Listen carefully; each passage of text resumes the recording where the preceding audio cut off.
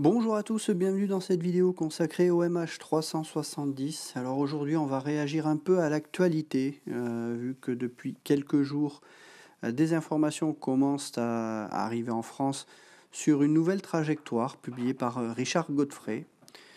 Donc on va discuter de ça parce que ça fait seulement quelques jours que ça arrive en France, mais ça fait déjà quelques semaines que c'est déjà paru sur Internet. Donc on va voir un peu comment cette trajectoire a été calculée et ce que l'on peut vraiment en dire et ce que j'en pense surtout.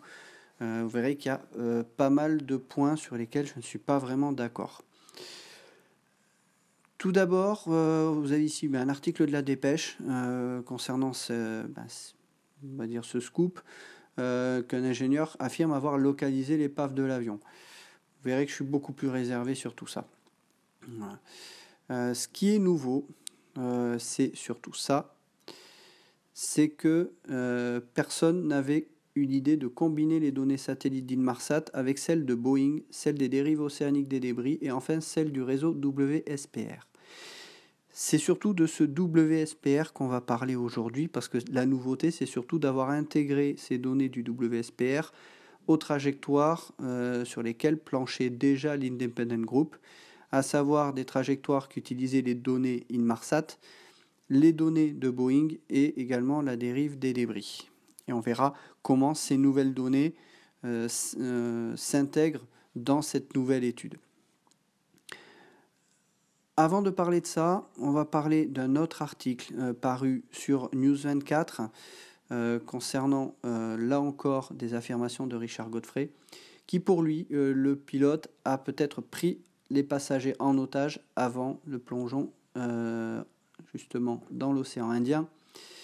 Donc lui, son scénario, pour résumer un petit peu l'article, le commandant de bord aurait réagi à la condamnation de Ibrahim, qui était, alors je vais retrouver son nom exact sur l'article, voilà, Anwar Ibrahim, qui était un membre du parti de l'opposition à l'époque en Malaisie, et hasard ou coïncidence, Ibrahim a été condamné le 7 mars 2014, c'est-à-dire le jour de la disparition du MH370, à 5 ans de prison pour sodomie, qui est justement un crime en Malaisie.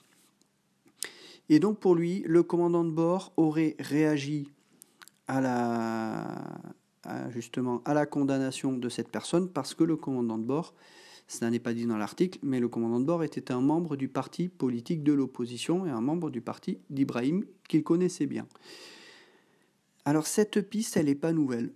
Ça fait déjà un moment qu'elle est sortie. Elle est sortie dans les tout premiers jours de la disparition du MH370 et on n'a pas suffisamment de preuves pour étayer, et il le dit clairement, on n'a aucune preuve et à ce stade ce sont des spéculations, on est d'accord. Là où Godfrey va plus loin, c'est qu'il considère que l'avion s'est mis en attente au large de l'Indonésie, on va le voir sur la trajectoire tout à l'heure, et qu'il aurait essayé de négocier la libération d'Ibrahim. Je suis très dubitatif là-dessus parce que la position de l'avion, elle est quand même relativement éloignée de la Malaisie.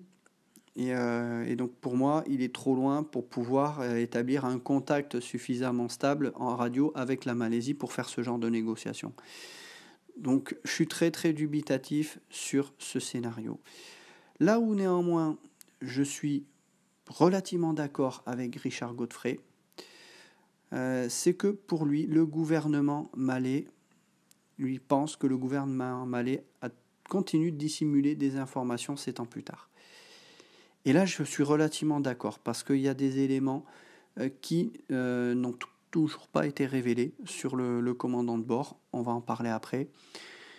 Et je pense que le gouvernement malaisien en sait plus que ce qu'il ne veut dire, puisque officiellement, je rappelle que dans le rapport final malaisien, ils ont considéré que le commandant de bord n'était pas suspect, ou du moins qu'il n'y avait pas suffisamment d'éléments. Concernant la possible culpabilité du commandant de bord, on entend souvent dire que le rapport final malaisien a totalement écarté la responsabilité des pilotes sur ce détournement. Ce n'est pas tout à fait exact. Si on regarde la conclusion du rapport final malaisien, la phrase que vous avez ici sur l'image, ils disent clairement qu'ils n'ont pas pu établir si l'avion a été piloté par quelqu'un d'autre que les pilotes. Donc ça ne les évince pas, mais ça ne les accuse pas non plus. Les tests qui ont été faits sur simulateur de vol ont montré que l'avion a été piloté manuellement et non pas en pilote automatique. Et ça, c'est un détail qui est important, c'est que ça prouve qu'il y avait quelqu'un qui était aux commandes. Le problème, c'est que l'enquête officielle n'a pas permis de démontrer qui était aux commandes et encore moins pourquoi. Maintenant, qui connaît mieux l'avion que les pilotes? Vous connaissez, je pense, l'hypothèse que je privilégie. Pour moi, c'est forcément un des pilotes parce que les aspects techniques montrent qu'on a affaire à quelqu'un qui connaît très bien l'avion. Je ne vais pas rentrer dans les détails, ce ne sera pas l'objet de cette vidéo ici. Mais voilà ce qui est clairement écrit dans le rapport final malaisien. Autre élément intéressant dans la théorie de Richard Godfrey, c'est le vol qui a été retrouvé sur le simulateur de vol du commandant de bord qui pourrait attester de la préméditation du commandant de bord à détourner l'avion. J'ai envie de dire pourquoi pas seulement cet élément du simulateur de vol. Pour moi, il est insuffisant pour constituer une preuve. Néanmoins, suggérer que le pilote se serait entraîné pour réagir à la condamnation d'Ibrahim, ça a un peu de plomb dans l'aile pour moi. Pourquoi ? Déjà, Ibrahim a été condamné le 7 mars 2014, donc le jour de la disparition de l'avion, puisque je rappelle que l'avion a disparu dans la nuit du 7 au 8 mars 2014. Et le vol qui a été retrouvé sur le simulateur de vol du commandant de bord, c'est une simulation qui datait du 3 février 2014, soit pratiquement un mois avant la condamnation de cette personnalité politique. Mais il y a pourtant d'autres possibilités concernant le commandant de bord qui ont été très peu relayées par les médias, surtout français. Tout d'abord, vous aviez la fille du commandant de bord qui s'était exprimée relativement tôt dans les médias et qui avait fait part que son père était justement assez perturbé à ce moment-là puisqu'ils étaient dans une phase de séparation avec sa femme. On a des éléments dans ce sens sur les journaux locaux. On a également une vidéo de CNN qui parle ça. Alors, je vois bien venir ceux qui sont partisans de la théorie du complot. CNN, les Américains, forcément, on essaie de mettre ça sur le dos du pilote. Non, on va replacer les choses dans le contexte. C'est que les informations sur lesquelles se base CNN, ce sont des informations qui ont été publiées par les médias locaux. Je vous mets la vidéo de CNN pour ceux qui comprennent l'anglais et je vous retrouve juste après. A daughter lashes out at a British tabloid that uses her name to cast doubt on her father's mental state. Aisha Zahari's father has become synonymous with flight MH370, Captain Zahari Ahmed Shah, the pilot of the missing flight. According to the Daily Mail article, a family friend quotes Aisha Zahari saying her father wasn't the father I knew. He seemed disturbed and lost in a world of his own. Captain Zahari is among many being scrutinized during the investigation into the plane's disappearance. Investigators searched his home and poured through data on his flight simulator, but no evidence of wrongdoing has been found. His heartbroken daughter is incensed and says the article is flat out false. On her Facebook page, she posts an open letter to the Daily Mail saying, quote, "You should consider making movies since you are so good at making up stories and scripts out of thin air. May God have mercy on your souls. You can bet your ass I will not forgive you." We have reached out to the Daily Mail and are awaiting comment. As Zahari's family aches from his absence, they have shied away from media attention, and they say all the attention and suspicion surrounding their father is, quote, torturing them. Sarah Seidner, CNN, Kuala Lumpur. En résumé, donc la fille du commandant de bord avait fait part des problèmes de couple entre ses parents. Forcément, les journalistes se sont engouffrés dedans et ont fait tout un tas de suppositions, ce qui n'a pas forcément plu à la famille. Et depuis ça, la famille a refusé toute interview et n'a plus communiqué depuis jusqu'à l'interview de la sœur du commandant de bord par Florence de Changy, qui est relatée dans son livre. Alors forcément, la sœur du commandant de bord ne considère pas que son frère était responsable du détournement de l'avion, ça peut se comprendre. Si on prend l'exemple où ça aurait été moi qui aurais détourné l'avion, si on interroge mon frère après coup, que croyez-vous que mon frère va raconter ? Ben forcément, il ne voudra pas croire que j'aurais pu être mêlé à un tel acte. Donc c'est forcément déjà une interview qui est subjective et qui ne nous apporte pas plus d'informations que ça. Voilà. Ce que l'on sait également, et ça aussi, on n'est pas dans le domaine des rumeurs, mais on sait justement ça, il y a quand même des informations qui ont fuité et qui sont pourtant en France très peu connues. Le capitaine Zahari Hamacha avait une relation avec une femme qui s'appelait Fatima Pardi. Voilà. Et leur relation s'est terminée quelques jours avant la disparition de l'avion. Est-ce qu'il faut y voir un lien ? Pas forcément, je pense qu'il ne faut pas forcément faire de lien trop hâtif là-dessus, mais on sait qu'il avait une relation avec cette personne. Autre chose que l'on sait, c'est que le commandant de bord a également passé un appel à son cousin, qui était ingénieur aéronautique dans la compagnie, dans moins d'une heure avant le départ du vol et qui s'est entretenu pendant 45 longues minutes avec lui. Les informations qu'il aurait échangées avec lui pourraient laisser penser, au dire justement de son cousin, que c'était des informations permettant de la prise de contrôle de l'avion et donc le détournement de l'avion. On n'a pas plus d'informations sur cette information-là, si ce n'est que le cousin de Zahari Hamacha a confirmé avoir été entendu, c'est même pendant 3 jours, par les enquêteurs. Et là-dessus, on n'a aucune information de la Malaisie sur la teneur de la discussion plus en détail entre le cousin et le commandant de bord. J'en profite pour rappeler également une déclaration qui avait été faite par Najib Razak, le premier ministre malaisien de l'époque, dans le livre de Florence de Changy, dans lequel il dit à un de ses confrères ou de ses consoeurs qu'il avait su très tôt que le commandant de bord pouvait être impliqué dans le détournement de l'avion. On n'en sait pas plus, il n'y a pas eu plus de questions qui lui ont été posées sur ceci. Pourtant, c'est dans le livre de Florence de Changy. Je ne vais pas détailler davantage tout un tas d'éléments qu'on a sur le commandant de bord parce que je vous assure qu'il y en a également d'autres informations qui avaient fuité, ce qui laisse quand même pas mal planer le doute sur le commandant de bord. Maintenant, il faut être honnête, il ne s'agit pas de preuves, il s'agit d'éléments qui, vous mettez tout ça ensemble, ça permet d'avoir quand même de sérieux doutes sur le commandant de bord, mais c'est insuffisant pour constituer des preuves et accuser formellement le commandant de bord. Néanmoins, ça interroge. On va revenir sur la trajectoire de Richard Godfrey.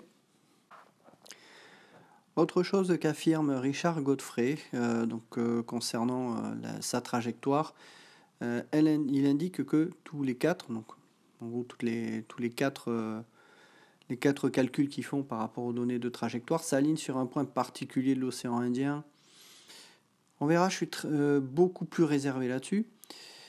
Ce qu'il dit également, parce qu'on verra que l'endroit qu'il pointe est un endroit, donc je vais vous montrer, qui a été déjà exploré par les recherches, alors soit c'était le GoPhoenix, si je ne me trompe pas, dans la zone. Donc, il dit que l'emplacement de Broken Ridge n'était pas dans la zone de recherche d'origine de 2015. Étonnant, parce que peut-être pas en 2015, mais c'est une zone qui a été explorée au moins en 2016, et qui a été manquée de 28 km par Ocean Infinity en 2018. Oui, Ocean Infinity n'a pas exploré cette zone, puisque la zone avait déjà été explorée par le GoPhoenix. Donc ils ont étudié autour de la zone qui avait été déjà étudiée par GoPhoenix, on le verra sur les images. Voilà. Donc voilà pour cet article. Maintenant, on va se pencher directement sur le WSPR. Alors tout d'abord, que veut dire le sigle WSPR? En anglais, ça signifie Weak Signal Propagation Reporter. Pour expliquer de manière simple à quoi ça correspond, en fait, c'est un réseau d'ondes haute fréquence. Il n'y a pas que des hautes fréquences, mais ici on va parler de haute fréquence, qui circulent tout autour de la Terre, donc en passant par les pôles. Donc vous avez ici une image de deux faisceaux, mais en fait il y en a des milliers. Donc on va sélectionner certains faisceaux qui vont passer dans une zone qui va nous intéresser. Donc ici en l'occurrence ça va être l'océan Indien. Et donc ces faisceaux, dès l'instant où on va avoir un récepteur qui est placé sur le trajet de ce faisceau, on va pouvoir enregistrer ce signal et notamment les variations de ce signal.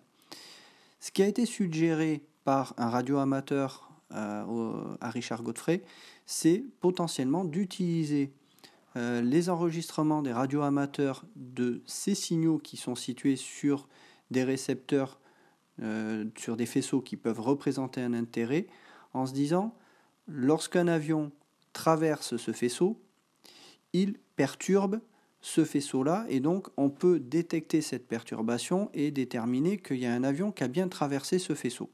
Donc l'idée de départ, c'est ça. C'est de se dire, est-ce que sur ces signaux-là, sur ces faisceaux-là, on pourrait peut-être pas détecter le MH370 lorsqu'il était au-dessus de l'océan Indien? Parce que de nuit, on a relativement peu d'avions au-dessus de l'océan Indien, donc on aurait pu penser que si on a une perturbation, il y a de fortes chances que ce soit le MH370 qui traverse ce faisceau.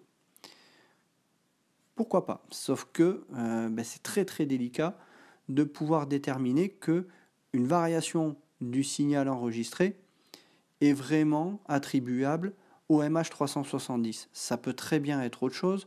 On peut très bien avoir des perturbations liées à des systèmes électromagnétiques lorsque ça passe sur des villes qui sont situées sur ces faisceaux-là. Ça peut très bien être un autre avion.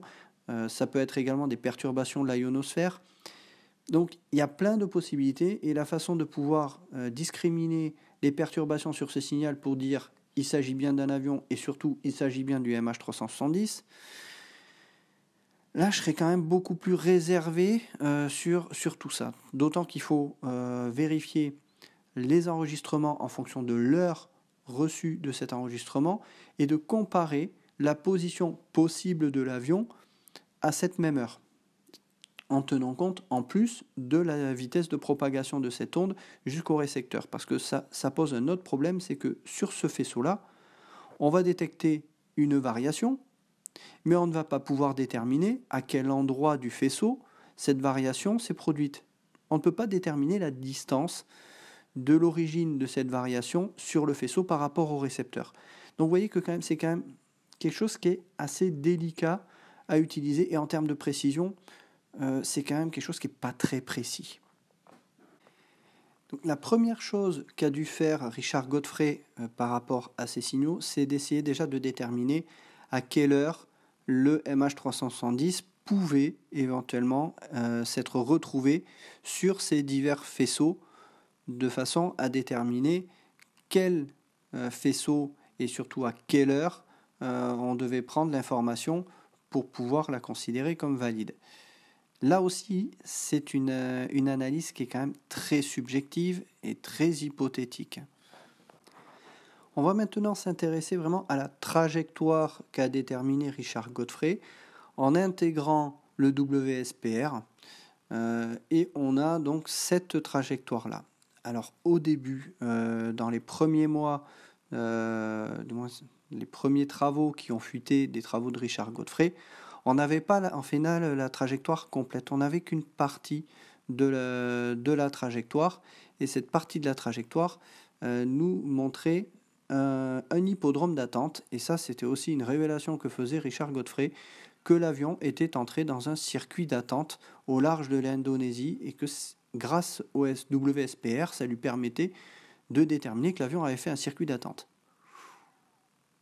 On va se calmer. On en est très loin, selon moi. Tout d'abord, sur cette image, j'ai rajouté plusieurs éléments parce qu'il y a quand même de grosses incohérences avec les éléments dont on disposait jusqu'alors. Tout d'abord, la partie du haut, vous voyez le premier encadré, la trajectoire radar, elle est en décalage avec les données radar dont on dispose. En effet, on voit que l'avion, lorsqu'il est en détroit de Malacca, jusqu'à présent, on savait qu'il s'était dirigé vers Vampy. Or là, sur la trajectoire que l'on a de Richard Godfrey, l'avion ne va même pas à Vampy. Il tourne déjà bien avant même la dernière position radar que l'on a, pour tourner à gauche et se rapprocher des côtes indonésiennes et quasiment les longer. Ça, c'est quand même une information qui est très étonnante et le problème, c'est que je n'ai trouvé aucune explication de Richard Godfrey pour expliquer cette trajectoire qui est en très net décalage avec les données que l'on avait jusqu'à présent. Ensuite, l'autre chose qui m'interpelle sur ce trajet-là, c'est que l'avion qui se rapproche à ce point-là des côtes indonésiennes, forcément, il aurait été détecté par des radars indonésiens. Or, ce n'est pas le cas. C'est la raison pour laquelle moi je pense que l'avion est passé plus au large de l'Indonésie pour rester un peu plus hors de portée des radars. Et surtout, ça aurait déclenché une réaction de l'Indonésie. Un avion qui n'a pas de transpondeur, dont on détecte juste un contact primaire, l'Indonésie aurait réagi. Surtout, on a des radars de défense aérienne qui sont sur la côte nord de l'Indonésie, vous en avez 2, et sur cette trajectoire-là, c'est impossible que ces radars ne les aient pas détectés. La partie qui touche quasiment la côte indonésienne, c'est quasiment l'endroit où vous avez un des radars de défense aérienne. Donc ça interpelle. Je ne sais pas comment il a calculé cette trajectoire radar. Est-ce que c'est dans une volonté de vouloir faire correspondre les positions sur les arcs des données Inmarsat? Pourquoi pas? Mais je m'interpelle sur cette trajectoire qui est assez étonnante. Le deuxième carré un peu plus en dessous, on a là encore un avion qui longe la côte ouest de l'Indonésie, relativement proche et à une distance où l'avion aurait été forcément détecté par des radars indonésiens et même plus au sud. Et après, étonnamment, on a l'avion qui retourne à droite pour venir faire ce fameux hippodrome qui pour moi est très peu crédible. Peu crédible pourquoi? Parce que Richard Godfrey indique qu'il s'agit d'un hippodrome d'attente. Sauf qu'un hippodrome d'attente, c'est pas du tout ça. Un hippodrome d'attente, c'est un hippodrome avec des branches qui font généralement 1 à 2 minutes. Le problème, c'est que quand on regarde les distances, qu'on les compare à l'échelle de latitude qui est située sur le côté, ça nous fait des lignes droites qui font environ 70-80 nautiques, voire même plus. Le problème, c'est que ça donne des branches qui sont en fait à peu près 10 fois plus importantes que ce que l'on devrait avoir sur un hippodrome d'attente. Donc ce n'est pas du tout un hippodrome d'attente que l'on voit là. Et c'est très étonnant qu'avec le WSPR, il en soit arrivé à une conclusion de faire une trajectoire comme ça. Est-ce qu'il n'y a pas une volonté de vouloir perdre du temps pour pouvoir se retrouver ensuite sur les autres arcs au niveau de la construction de la trajectoire? Je pense qu'il faut plus y voir une volonté de coller aux informations de BTO, parce que selon moi, les informations BTO que l'on a d'Inmarsat, ce sont les informations les plus fiables. Parce qu'elles ne dépendent pas de l'avion, elles dépendent tout simplement du temps qu'a mis l'avion pour répondre au satellite, qui nous permet de donner une distance par rapport au satellite. Donc ça, c'est vraiment une information qui est, selon moi, la plus fiable, mais ça reste quand même assez imprécis. Je vous renvoie vers la vidéo que j'ai faite sur le BTO et le BFO pour vous expliquer un peu plus en détail en quoi consiste ce fameux BTO. Donc oui, cette première partie de la trajectoire, au départ, quand ça avait été publié, moi j'avais compris que c'était une première trajectoire et que la trajectoire suivante qui va vers l'océan Indien, que c'était une deuxième. Donc je ne comprenais pas au début pourquoi il y avait 2 trajectoires. Non, en fait, ce que l'on avait là, c'était la première portion de la trajectoire de Richard Godfrey. Si on poursuit sur la trajectoire complète, on a une trajectoire qui rejoint ensuite la trajectoire qui avait été donnée dans le simulateur du commandant de bord en direction du sud de l'océan Indien. Pourquoi pas? On a quelques zigzags qui permettent en fait de pouvoir là aussi correspondre aux arcs du BTO de façon à ce que l'avion arrive bien sur ces fameux arcs aux heures auxquelles il a été capté. La dernière partie de la trajectoire, et là, moi je vais avoir beaucoup de choses aussi à dire encore. on a un avion qui arrive sur la fin, qui fait des virages à gauche, virages à droite. Cette trajectoire, moi, elle m'interpelle. C'est pas du tout une trajectoire auquel on pourrait s'attendre qu'un pilote puisse voler une trajectoire comme ça. Pourquoi on a ces zigzags à la fin? Tout simplement parce que Godfrey veut faire correspondre les points de cette trajectoire aux heures prévues sur le 6e et le 7e arc. Donc il fait une zizouille pour pouvoir arriver à ça. Et là, je ne suis pas forcément d'accord avec cette possibilité-là. Mais le point qui m'interpelle le plus, c'est surtout le point final de la trajectoire. Quand on regarde le point final, on est quasi pile poil sur le 7e arc.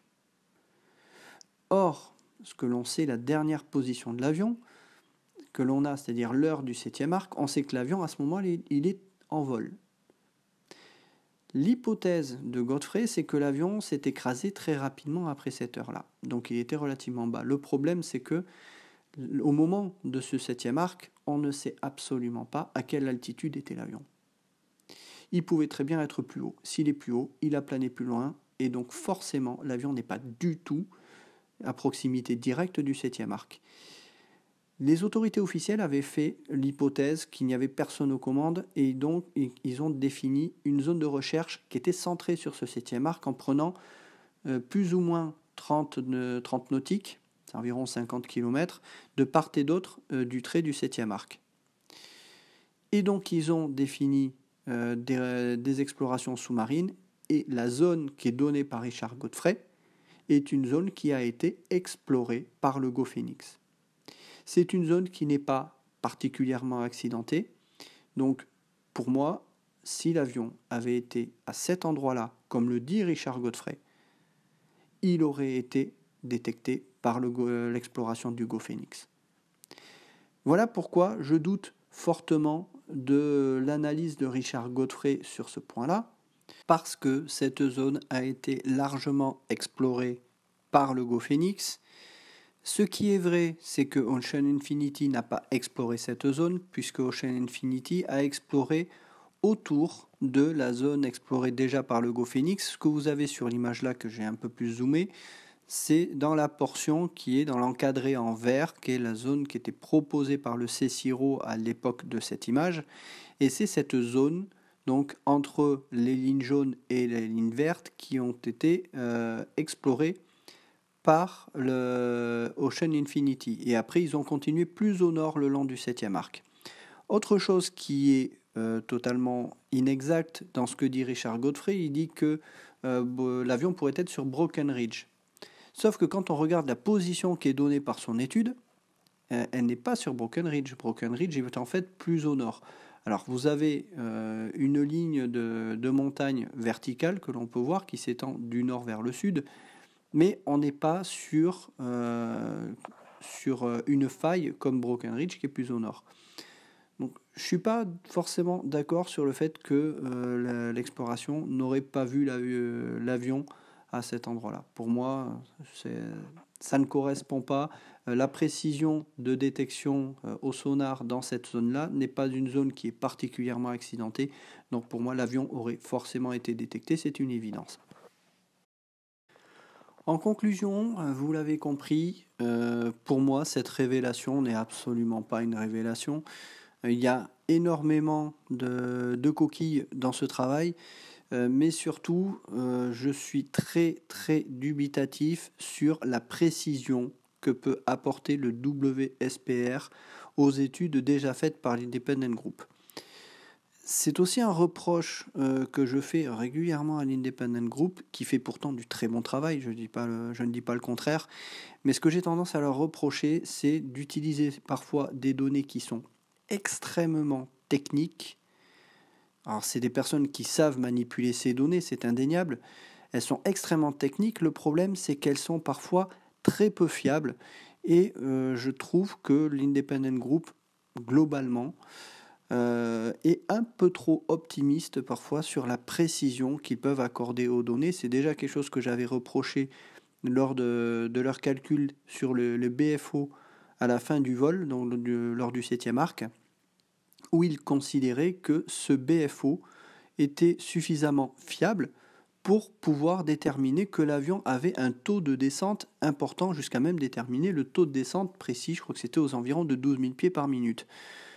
Déterminer une telle chose juste avec le BFO, moi je considère que c'est totalement impossible. Le BFO est bien trop sujet à des paramètres que l'on ne connaît pas, à savoir la vitesse de l'avion, l'altitude de l'avion, la route de l'avion par rapport au satellite. Bref, tous ces éléments-là, on ne les a pas. On ne peut pas, à partir du seul BFO, sans avoir ces informations-là sur l'avion, arriver à déterminer un taux de descente de l'avion. Donc là, ça prouve encore une fois, selon moi, que l'Independent Group est trop optimiste et fait trop confiance à des paramètres qui sont souvent bien trop imprécis. Alors c'est bien d'essayer de tenter, de voir ce que cela peut donner, c'est intéressant, mais je pense qu'il ne faut pas accorder une grande confiance à cette nouvelle trajectoire de Richard Godfrey. C'est en tout cas mon point de vue personnel. Voilà, j'espère vous avoir un peu éclairé sur cette nouvelle trajectoire, vous avoir expliqué un peu ce qu'était le WSPR et surtout vous avoir pointé du doigt les incohérences de ce travail qui reste intéressant, hein, je ne le nie pas. Ça reste quand même beaucoup plus sérieux que ce que j'ai pu voir de la part de certains journalistes. Je ne m'étale pas là-dessus, mais vous voyez certainement de quoi je veux parler. En tout cas, ça permet quand même de parler de cette affaire, de relancer le sujet. Maintenant, est-ce que les autorités vont prendre en compte les données de Richard Godfrey pour relancer les recherches? Comme je vous l'ai dit, c'est une zone qui a été explorée, donc je ne pense pas que les autorités vont relancer à nouveau les recherches dans ce secteur. Voilà pour cette vidéo. N'hésitez pas à la liker si ça vous a plu et je vous dis à très bientôt. Je devrais prochainement faire aussi une vidéo sur la totalité des données satellites. C'est encore en cours de travail, il y a pas mal de choses à en dire. Et j'essaie de faire en fonction de mon temps libre. Je vous dis à bientôt.